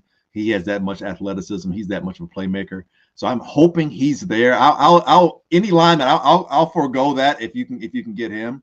But if he's not there, then I want the offensive lineman. There are enough defensive edge rushers in this draft. I'm not worried about that. I think you can get that with maybe, again, if you do trade down with one of your police, I think you can still get an edge rusher that's good in the 3rd round as well, even late in the 3rd round. I like Skirton out of A&M. Now he's at Purdue, but he transferred to A&M. I like Princely Ulamanyelen. He transferred from Florida to Ole Miss. I like the kid who got injured, and he may fall a little bit. The kid in Arkansas, Landon Jackson, he may fall a little bit because he was injured. But that guy, his wingspan, dude. I mean, you got him on the opposite side of Montez. Like, holding the edge is not going to be a problem at all. He's like 6'6", 270. His wingspan is like 80 plus. He's athletic enough that I've seen him drop back in coverage comfortably in that short zone area, and I've seen him pick off pass. He's got soft hands. He was when Tennessee lost to Arkansas, he was a big reason why. He was just wrecking shop. He's a problem, and because he was injured, he may fall back a little bit. So I think there's enough talent, and there are other edge rushers I just haven't mentioned, but there's enough at that position. I think you can get that in the 3rd round, late 3rd round. But I really think you need to focus on the interior, both offensively. Actually, I should say interior on defense. I say on the offensive line, it doesn't matter. just take a spot. So I like Tyler. We didn't talk before this, and that's exactly where I was going, or I've stated that first pick better be an offensive lineman. Definitely not a center. I think you ever take a center in the 1st round, but center or guard. I like the kid Campbell from LSU. Yeah. And then the 2 second-round picks, O-line, D-line, one of each. Doesn't matter. Yeah. And I would love 2 offensive line. Or if you give me 2 D linemen and you go get a stud free agent, because here's what I want, Glenn. I would love 3 first round picks on our offensive line, because now you're cooking with gas. Now you're cooking with gas. All the shit that you did in Detroit, now you can do that because you can go get another running. You can go get a guy who has a Jahmyr Gibbs skill set. Maybe not as talented or that high of a skill set, but you can get running backs who can do those things that he does, and it'd behoove you to have a great offensive line, to have a guy be able to do that and not get touched until a 2nd or maybe even 3rd level and make guys miss at that particular point. Yeah, to your point, this draft class, the running back, is so deep in running back. I mean, seriously, and running backs fall anyway. So there's going to be a plethora of running backs in the 4th, 5th, 6th round. There may be some guys not even drafted that'll be game changers. I mean, that's how deep this running back class is. There's a young man at SMU, and I apologize, everybody, names escape me right now. He used to be a wide receiver when he was at Miami. He transferred to SMU. They put him at running back. And he's got good size. He's about 6 foot 187, 190, something around there. He's not a smallish guy. And he's a lot tougher. He runs a lot tougher than you would think, a guy who used to be a former wide receiver. Hands out this world, really good hands. And because he was a former wide receiver, he can run real routes. He's not just running out into the flat or doing a Texas route. I mean, he's running like for real routes. And I've seen him make catches being double covered down the field. It's kind of like if you remember how Marshall Faulk used to run those kind of routes downfield. And this guy, because he's a former wide receiver, he has that skill set already and the comfortability being out there. And he's got that accelerant burst. He's not Gibbs, but he's got a good 0 to 60 kind of burst. He gets through holes, and he runs with good pad level and with good balance. I saw him take on a 235-pound running linebacker at the goal line where it was one-on-one, and he won that. He pushed that guy back, and that guy fell on his back. So, Charles Smith, is that him? Yes. So I'm talking about a guy like that. He may not, because he's not a household name or he's not your classic guy at running back. Here's the thing too, he doesn't have a lot of tread on his tires as a running back because he's been a wide receiver and he wasn't even really a starter at Miami. So, there's so many running backs coming out. But I'm just saying a guy like him will be there in the 5th or 6th round. A guy like him in Ben Johnson's system can be a problem, because Johnson's creative enough to get him out into space. And when he's in space, that's where he can leverage his skill set against somebody else. So, but to your point, you need the offensive lineman. And hopefully that's something Johnson will be emphatic about when he gets into Hallis Hall, when he gets entrenched and they start doing their due diligence in terms of who's coming out. And they're going to have to use that money to get some free agent. You need some veteran offensive linemen as well. And, that's another thing that's really was weird to me. One of the reasons why you focus on getting the quarterback with the first pick overall or first round quarterback is so you have that luxury of the money. 5 years. Yeah, we had that, and he still didn't really spend it on any offensive lineman. It was just really weird. So you're going to have to, if you're Poles, you have, I'll put it this way, you have less than zero, like that movie, Less Than Zero. Less than zero.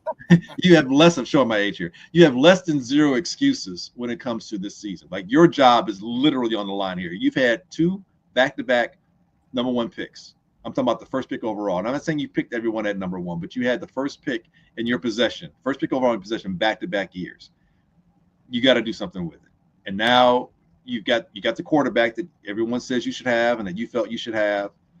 You've got the coach now that everyone said you should have, that you feel you should have. So there's like it's just you at this point. Like you can't put off anybody else. So he has to come through, and he needs to do a better job of evaluating offensive linemen, defensive interior, edge rushers. Am I leaving anything else out? And probably wide receivers. I mean, he got a Dunze that's kind of a layup in a lot of ways, but and hopefully Tyler Scott, maybe Ben Johnson will find him. The milk carton, maybe he'll find that milk carton that Tyler Scott's face on, and he'll get him out here and start utilizing that speed. But the tight ends, I mean, it's like, and here's the thing too. I'll say this. I know I'm jumping all over the place, but with Poles, as frustrated as I've been by him, a lot of his picks have made sense to me in some respects too. Some of the, and some of the moves, like you get the 2 tight end, you got him here, but it wasn't. Sometimes the coaches weren't utilizing the talent that you had here. I think Getsy didn't utilize the talent at all. For some reason or the other, Komet became persona non grata. Like they forgot he's on the milk carton too. Like I said, I talk about Tyler Scott and other players too. It just, Mooney did much better with Atlanta. It's like he somehow got lost in the minutia season before, So maybe the coaches weren't good at utilizing the talent that Poles got, which could have made Poles' picks look a little bit better. But that being said, I still got issues with that offensive line because to this day, his best offensive lineman, production-wise, has been the guy he didn't draft, the oft-injured Tevin Jenkins. So speaking of him, what do you think about him? Is the possibility of him returning? Obviously, it'd have to be a friendly deal, but he's a free agent. And he can go anywhere, but he seemed to be our nastiest offensive lineman. Your thoughts on him? You know what he looks like to me? He looks like, and it's no knock on his ability, but he'll have to be your swing interior offensive lineman because to start him means at some point he's going to break down. But if you don't start him, if you keep him, he may be more valuable for you throughout the season, backing up other players that may be injured, or other players if there's a struggle at a spot here or there. I would keep him as my interior offensive lineman as a swing guy, and it has to be a team-friendly deal, something where the realization is, all right, you can test the free market, but I don't know if you're going to get what you want, and I don't know if you're going to be in a situation that's going to benefit you professionally where you're being utilized the way you feel. If he needs to be a starter, then, God bless you and good luck with everything. But he hasn't been dependable for us. But I know who you are. I know your value, and you are the type of player that we want in the locker room, that the offensive line needs to have in terms of the personality. And like you said, he's got that bit of nasty. But if we can keep you healthy by not playing you all the time, by using you as a swing lineman, and then maybe during the play, whatever the case is, just find where do you, maybe he's a goal line guy. Maybe when you need, 3rd and 1, 4th and 1, maybe he's a situational offensive line. Maybe he's that guy that at the goal line is the lead blocker. There are things you can do to utilize his skill set, but you want him to be around to be able to utilize it. Best usability is availability, I guess. Is that how the saying goes? So, but I'm not going to overspend for him by any stretch of the means, no. And I still think even if you were to keep him, even if you keep him on a friendly deal, even if he remains your starter, you better draft somebody to be his replacement, because he hasn't held up since he's been here. Yeah, he hasn't. And I think so Shorty says put him at right guard. Put it at right guard. And I think, first of all, I think that'd be great. He's got to stay healthy though. Yeah. I'm sorry. I apologize for cutting you off. I was just going to chime in on what Shorty is saying. I agree. Like, you put him and Darnell Wright on the same side, and you get a legit center. Yeah, but the problem is, at some point, when does he break down, and do you have somebody that can take his spot? So, yeah, and someone said, Shorty says we can get Tevin in a bargain. I agree, but the point is, like you just said, when's he going to break down? And he hasn't shown that. And truth be told, he just has a kid. He just became a father this past year.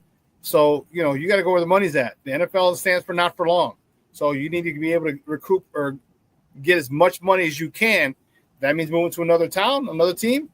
Hey, I ain't mad at you, Papa. You got another mouth to feed. You got a wife to take care of. And at this point, it's about the money. It's not about the team. It's about you and because football ain't forever. So, if he moves on, I wish him well. Yeah, definitely. He could stay healthy. Could have stayed healthy, but I wish him well. So, yeah. But we need to get someone who is nasty. Like, we need 4 offensive linemen. That's at the very minimum, we need 4 going into next year. Yeah. Seriously. So we get 2.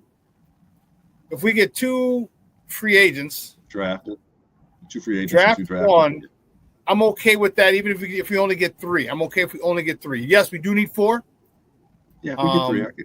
Depending on what else you get, yes, I'm with you. I can live. But two have to be veteran, and not just journeyman. Like, you paying for some talent. Yes. You got a guy who's asking crazy money. Fuck it, give it to him. Hey, you got your, when you own a house, your first check goes to the mortgage. Your second check goes to insurance. You got to have it. Yeah. Where's the insurance? You got to pay. You got to pay. So, I'm interested to see how well they do, or how they go about their draft selections this year. Because again, I think they have more than enough skill positions. All right, you can get another running back later in the 3rd or 4th or 5th round. All right, you're fine. You have more than enough skill position to do some damage in the NFC. Yes. You just don't have the Hogs. This is why Philly does well every year. This is why Detroit's done well the last few years. This is why San Francisco has done well the last few years. Okay, you got to until the skill players got hurt. Then it doesn't matter what kind of offensive line you got. You don't got skill players, but we have the skill players, and go fortify that offensive line. And if we do that, I think this team could be very, very surprising. Yeah, and they can compete for a division title, because Detroit just got a hell of a lot weaker. Minnesota, we don't even know what they're going to do. Are you keeping JJ? Are you keeping Darnold? Who's the quarterback next year? And Green Bay, Jordan Love shows he wants to give it away all the time. He said he's like Oprah. You're gonna pick. Everybody. Pick. So as tough as this division was, it's still not inconceivable that we vie for a division title next year if you get somebody to protect Caleb. Because I think Ben Johnson is going to do wonders for this young man, and in doing wonders for him, he's for the Bears and our fan base. Yes to what you said, and I'll add to that, because again, as much as the quarterback is a focal point, I really still believe you've got to coach the rest of the team, and you've got to play winning football with your decision making as a coach. Again, this town lives in so many shoulda, coulda, wouldas. But you look back this past season again, a better coach, we probably win 4 more games. Yep. At least. I mean, they were right there. Literally, you could point to bad coaching decisions. Like you just lost us this game. Even the players were like, "Hey, motherfucker, you just lost us this game." You know. So to your point, it's not like there isn't talent here, okay? And so Poles is a part of that. Like I said, I'm somewhat conflicted, but there's some things he did I thought were a bit egregious and based on hubris, arrogance, however you want to color it. But with better coaching decisions and with better coaching acumen, and it goes into before not just game day, but all the preparation. You know, you practice as you play. I was listening to, I think it was a podcast. It was Robinson and Beast Mode. I forget what their podcast is called, but they had a former wide receiver who'd been in the league for a while. The Bears were one of the teams he had been on. Now, he had been with San Francisco and Seattle before he became a Bear. And he said the Bears are the worst organization he's ever been around. He said they don't take anything seriously. He said Adrian something, I can't remember his name. Anyway, he was like Leggett, something Leggett was the guy. Was it Leggett? Okay. Yeah, I saw that one too. I know what you're talking about. Yeah. And he's like, I mean, I dropped the ball 4 times. Like nobody said anything. Like, hey, all right, you'll do better. Pick it up. He's like, no, the intensity isn't there. It didn't mean as much to that organization or to the players. And it's not that they don't care, but it didn't mean as much. You know what I'm saying? And so you're not held to that standard. I don't want to, as a Tomlinson quote, standard is a standard. Where the below standard is below standard. And they were below standard. And so if the Bears are practicing, and even that, the other thing that came out, Poles was saying something, it was a few weeks ago about how there were issues going back to training camp. There were some things amiss then. It's just like, really? And you didn't make the change. You weren't accountable enough to demand enough for them to make the change then and there. Like, telling on yourself, Poles. You're telling on yourself. Right. And so that's what I'm saying. Ben Johnson, Dennis Allen, and whoever else they bring in, they're going to have to institute that. And, we use that overused word culture, but they're going to have to institute that type of accountability. And accountability's got to be the word. If there's any T-shirt they get next year that they wear, it's got to say accountability on it, and with a finger on it, point like this, starting with yourself, and hold everyone to that, create a standard of accountability and hold everyone to it. And if you do that, those are the kind of things. That's why the Lions have been like they've been. That's why they could survive, 18 winning percentage or 1.188, but then pull themselves out of that nosedive a couple of years ago and win 7 or 8 down the stretch. Not the Packers. I think they knocked the Packers out the playoffs that year or whatever. Do those things so that they had the season they had last year that fed into the season this year, because those guys, they play for one another. They play with a certain intensity, and they're accountable. But you can tell that they're still they're doing all the things they do as professionals. And we've been anything other than that, it seems like here. I mean, you can't have DJ being petulant on the field. You got to call him out on that. I understand. Yep. It's like Chris Rock. I mean, you don't hit her. You shook her really hard. I understand why you shook her. I understand, but you can't act like that. I get it, but you can't act like that. Where the players, at some point start calling the coaches out publicly. At that point, man, you're dysfunctional. This was the most dysfunctional Bear organization this past season I've ever seen the Bear organization be in 1 year span. It's the most dysfunctional. It was disheartening. I've seen a lot of bad football here, really have, going back to the 70s, early 2000s. You can pick a decade, but this was the worst that I've ever seen. And what made it worse was the fact that there was so much hope going into it. There was so much, the possibilities. The expectations were through the roof. The expectations were you're going to go to the play. This might be the first division since they've realigned to where all 4 teams making it to the play. All these things, and it played out on national TV with all these national games that we were slated for, and you just saw it get worse and worse and worse as the season progressed, to the point that the head coach was fired, and that had never happened in Bears history. That's just how bad. It was.